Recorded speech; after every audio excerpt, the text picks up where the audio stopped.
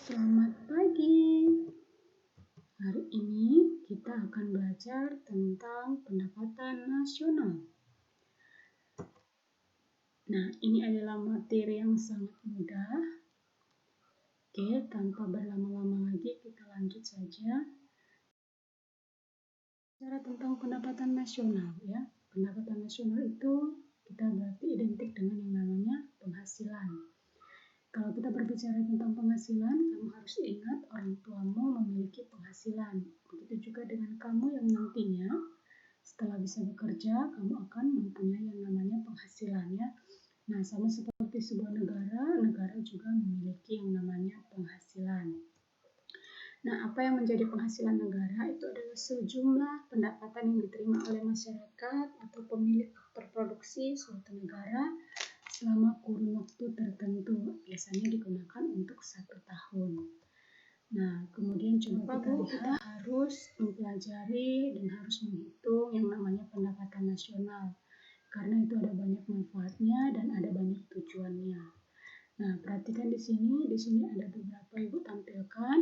Nah, intinya ketika kita mengetahui apa itu pendapatan nasional, itu juga menjadi cara bagi kita untuk mengenal negara kita. Karena dengan pendapatan nasional kita bisa menganalisis kira-kira faktor-faktor apa saja yang paling mempengaruhi dalam hal kemajuan perekonomian kita. Dan kemudian pendapatan nasional itu juga nanti bisa kita buat atau kita jadikan sebagai dasar kita untuk membuat kebijakan baru di bidang perekonomian, bahkan di bidang-bidang lainnya. Dan juga itu menjadi dasar bagi kita untuk mengetahui info-info apakah negara kita termasuk negara maju, bagaimana pertumbuhan negara kita, bahkan kita bisa membandingkan negara kita dengan negara lain atau membandingkan antara beberapa negara melalui pendapatan nasional mereka. Oke, nah itu ada banyak, Ibu hanya simpulkan secara umum. Nah, yang kemudian coba kita lihat, Bu, kira-kira di dalam pendapatan nasional itu adakah faktor-faktor yang mempengaruhinya? Tentu ada ya. Nah, salah satunya bisa kalian lihat di depan ini. Banyak sekali, salah satunya ada faktor manusianya, humannya, kemudian alamnya, ketersediaan modal, bahkan sampai yang namanya stabilitas ya, keamanan itu juga mempengaruhi daripada perkembangan pendapatan nasional. Sampai juga pada beberapa kebijakan-kebijakan yang bisa dilakukan. Yang perlu kita pahami lagi di sini adalah tentang konsep daripada pendapatan nasional. Karena nanti untuk menghitung pendapatan nasional itu bisa dengan 2 metode, metode konsep dan metode pendekatan. Nah, metode konsep ya, ada 6 metode, tapi kalian tidak usah bingung-bingung, Ibu akan jelaskan singkatnya. Intinya, kalau yang pertama, konsep yang pertama itu adalah GDP. Jadi kita menghitung pendapatan nasional kita berdasarkan domestik ya. Kita berdasarkan barang atau jasa yang dihasilkan oleh suatu negara, suatu masyarakat dalam negara tersebut. Yang dilihatnya negaranya ya, kok domestiknya, tidak melihat kewarganegaraan. Makanya di dalam GDP terkonsep di dalamnya adalah penghasilan orang Indonesia atau warga negara asli ditambah dengan penghasilan warga negara asing. Nah, warga negara asli yang ada di luar negeri itu tidak dihitung karena kita melihat domestik itu wilayah ya. Nah, itu GDP ya. Ingat ya, GDP itu orang Indonesia ditambah orang asing. Makanya nanti di situ dia masih kotor.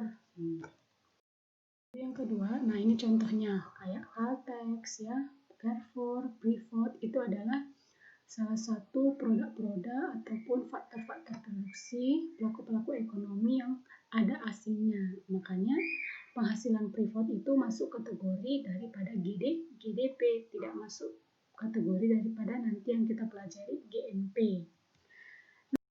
GNP ini sudah lebih bersih. Contohnya dia adalah penghasilan orang Indonesia ya, dikurangi dengan penghasilan orang luar, lalu ditambahkan nanti dengan penghasilan orang Indonesia yang ada di luar negeri. Contohnya Ibu bekerja di sini di Indonesia. Nah, kemudian Ibu punya teman kerja di Malaysia. Nah, penghasilan Ibu ditambah dengan penghasilan teman Ibu itu nanti namanya GNP. Tidak ada orang asingnya ya. Yang kedua itu adalah NNP. NNP-nya adalah penghasilan kita setelah dikurangi penyusutan barang modal ya. Misalnya contoh penghasilan kita itu setelah dikurangi dengan biaya-biaya operasionalnya. Nah, Kita lihat yang berikutnya ada namanya NNI. NNI ini adalah penghasilan kita yang setelah dikurangi dengan beban-beban tadi, lalu dikurangi dengan pajak tidak langsung. Nah, untuk materi pajak ini nanti bisa kalian pelajari di semester 2. Nah, kemudian ada PI, ya. PI ini adalah pendapatan kita setelah dikurangi nanti dengan berbagai pengeluaran-pengeluaran kecil lainnya seperti laba ditahan, pajak persero, jaminan sosial, asuransi, dan lain-lainnya. Lalu ditambahkan nanti dengan transfer payment. Jadi kalau Ibu andaikan transfer payment ini seperti bonusnya, seperti itu. Lalu yang terakhir itu adalah konsep disposable income, ya. Ini adalah pendapatan kita yang sudah bebas kita konsumsi setelah dikurangi dengan pengurangan terakhir yaitu pajak langsung. Nah, jadi itu konsepnya ada 6. Nanti kalau kita menghitung pendapatan dengan metode konsep, ini contoh soalnya, ya. Nah, nanti biar kalian lebih paham lagi soal ini, kalian nanti harus tonton ada video penjelasan tentang menghitung pendapatan nasional dengan metode konsep, ya. Di video itu nanti di channel YouTube Ibu kalian bisa tonton, di situ lebih jelas dia, ya. Nanti di situ nanti ditanyakan GNP, NNP, NNI, PI, DI. Nanti di video itu lebih jelas semuanya, ya. Karena kalau dibaca gitu aja kan susah. Nah, seperti inilah pembahasannya. Nah, sekarang coba kita lihat lagi. Tadi kan kita menghitung pendapatan nasional dengan metode konsep. Nah, yang terakhir nanti kita akan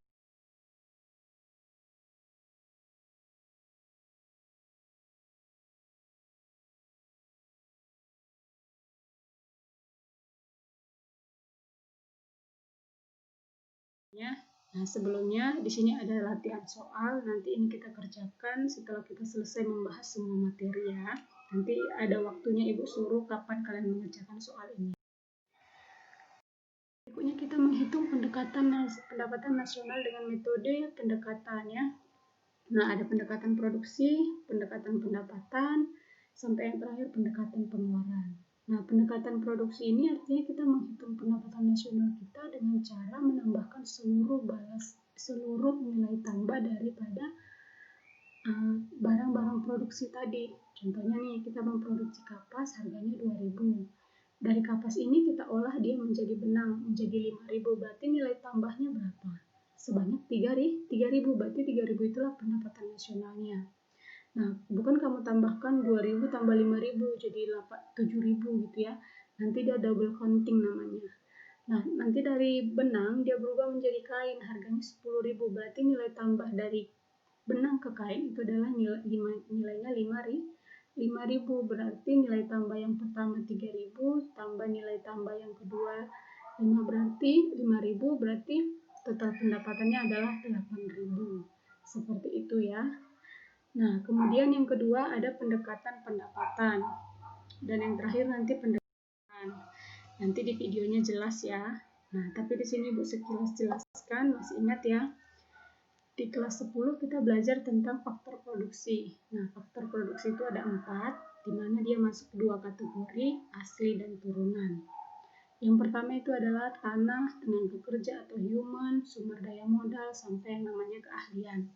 Nah, semua faktor produksi itu akan mendapatkan balas jasa. Nah, balas jasa itulah yang ditambahkan, totalnya itu disebut sebagai pendapatan nasional dengan metode pendapatan. Nah, ini rumusnya Y sama dengan R ditambah W ditambah I ditambah P, ya. Lalu yang berikutnya adalah pendekatan pengeluaran. Nah, kalau pendekatan pengeluaran ini artinya kita menambahkan seluruh pengeluaran daripada sektor-sektor ekonomi. Sektor ekonomi itu ada 4, ingat, ya, RTK, RTP, RTN, dan masyarakat luar negeri. Semua pengeluaran mereka ditambahkan itu menjadi pendapatan nasional kita dengan metode pengeluaran. Ini rumusnya C tambah I tambah G tambah X dikurang M. C itu konsumsi, I itu investasi, G itu government, belanja pemerintah, sampai ekspor impor. Di atas ada penjelasannya. Nah, ini contoh soalnya. Nanti kalian baca contoh soal ini dan bisa kalian lebih pahami lagi nanti ketika kalian menonton videonya yang ada di YouTube Ibu. Nah, yang berikutnya kita bahas tentang pendapatan per kapita atau sering disebut dengan income per kapita, disingkat dengan IPC, ya. bukan ilmu pengetahuan campuran ya. Nah, income per kapita ini adalah pendapatan rata-rata yang diterima penduduk suatu negara. Kalau misalnya penduduknya ada 100 orang, nah 100 orang itu kan beda-beda pendapatannya. Nah, pendapatannya itu dijumlahkan lalu dibagi dengan 100, nah itu disebut dengan IPC. Makanya rumusnya sigma GNP dibagi dengan sigma populasi, atau bisa pakai GNP, bisa pakai GDP. Nanti ada contoh soalnya juga. Nah, ini pembagiannya atau pengelompokan dari pendapatan per kapita berdasarkan, ini dari buku apa Ibu ambil. Nah, di sini ada 4 kategori, ada pendapatan rendah, menengah ke bawah, menengah ke atas, sampai nanti yang paling tinggi. Nah, bisa kalian lihat di situ angka-angkanya ya. Paling tinggi itu $12.000. Nah, salah satu penyebab rendahnya daripada income per kapita itu ada banyak, tapi yang pertama itu adalah masalah pendidikan, ya, keterampilan, sampai modal, sampai dengan alam. Sampai juga masalah-masalah sosial seperti kemalasan, ketidakdisiplinan, dan lain-lain. Nah, sekarang kita lihat distribusi pendapatan nasional. Nah, distribusi pendapatan nasional itu artinya penyaluran atau pemerataan dari pendapatan nasional itu. Nah, untuk melihat distribusi pendapatan nasional, untuk melihat distribusinya sudah merata atau tidak, itu ada 3 cara ya. Yang pertama bisa dengan kurva Lorenz, lalu yang kedua nanti bisa dengan indeks Gini, sampai yang ketiga itu nanti dengan standar Bank Dunia. Nah, yang pertama dengan kurva Lorenz, Ibu ada buat videonya, video khusus menjelaskan ketiga hal ini karena ini teori harus dijelaskan ya. Tapi di sini Ibu jelaskan juga sedikit, tapi nanti kalian harus tonton juga videonya karena di situ Ibu menjelaskan lebih detail. Intinya, kurva Lorenz ini adalah kurva yang melengkung ini. Ya, kita akan lihat distribusi itu dari pergerakan kurva yang melengkung ini. Kalau kurva yang melengkung ini atau kurva Lorenz ini mendekati garis diagonal, ya yang lurus tegak itu, artinya pendapatan nasional itu merata. Tapi kalau dia makin menjauhi, ya, berarti semakin tidak merata. Kemudian ada namanya koefisien Gini atau indeks Gini atau sering dibilang angka indeks.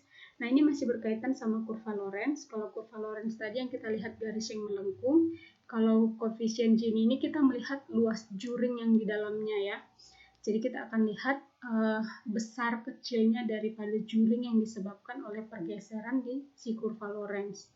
Kalau misalnya juringnya makin gede, itu artinya kan kurva Lorenz-nya makin jauh. Itu artinya pendapatannya semakin tidak merata. Kalau juringnya ini, ya juring itu tahu ya, yang di dalamnya ini semakin kecil, ya berarti kurva Lorenz juga semakin mendekati, itu artinya semakin merata.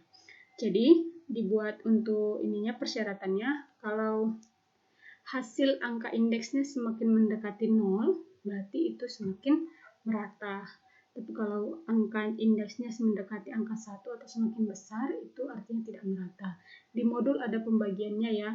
0 sampai 0,3 itu merata, 3 sampai sekian itu tidak merata, baru di atas sekian sampai angka 1 itu tidak merata. Atau sedang, yang ketiga tadi, yang ke tengahnya sedang ya. Nanti bisa dibuka modulnya lagi. Dia dibagi menjadi 3. Kelompok pertama itu 40% orang miskin, pengeluarannya kurang dari 12%. Jadi kalau ada 40 orang miskin dari 100 orang, yang pengeluarannya itu kurang dari 12.000, yang dimana harusnya total pengeluaran mereka itu 100.000, berarti itu ketimpangannya tinggi, berarti distribusi pendapatannya tidak merata. Lalu yang kedua, kalau ada 40 orang miskin dari 100 orang, di mana 40 orang itu ternyata pengeluarannya hanya sekitar 12.000 sampai 17.000 dari total seluruh pengeluarannya yang harusnya 100.000, itu artinya ketimpangannya sedang. Artinya ya dibilang baik-baik sekali tidak, dibilang tidak baik banget juga tidak gitu ya, di tengah-tengah. Lalu yang terakhir itu adalah 40% orang miskin, di mana pengeluarannya itu di atas daripada 17.000. Jadi kalau ada 40 orang miskin dari 100 orang, dan pengeluaran mereka itu di atas daripada 17.000, berarti distribusi pendapatannya merata atau ketimpangannya rendah, seperti itu. Bisa dipahami ya? Nanti di videonya juga dijelaskan lebih detail, atau nanti kalau kurang paham juga kita bisa diskusikan di dalam grup. Nah, hari ini sampai di sini, nanti kita lanjutkan, kita akan bahas apa berikutnya. Nanti di sini Ibu akan lampirkan juga berbagai link-link video khusus untuk pembahasan daripada pendapatan nasional. Oke, hari ini sampai di sini, sampai bertemu di pertemuan berikutnya.